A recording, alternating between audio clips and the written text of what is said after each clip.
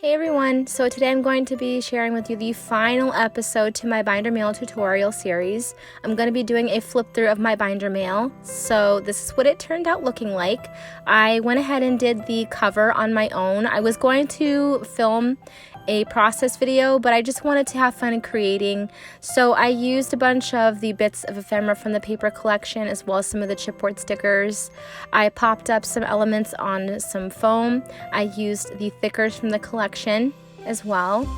And I absolutely love how the cover turned out. This is what the inside looks like. So in this pocket I have some cards that I just put in a cellophane bag, as well as that cute little paper clip with the blue jay on it. I believe it's a blue jay, but I think it's super cute. This is my first page and it holds the rosettes. I added little gems onto some of the rosettes off camera. This is the little mini gift bags that I created. And then over to the right, over here I have a little envelope or a big envelope that holds tags.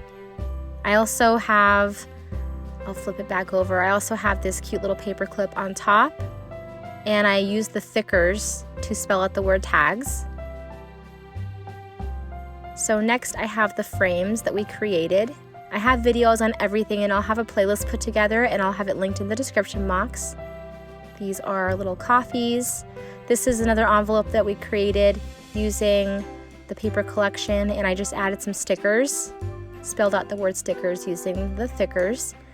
And this is my little gingerbread people embellishments, and these are the tree toppers. And in the back pocket, all I have are some cut-aparts from the paper collection that I just put in a cellophane bag.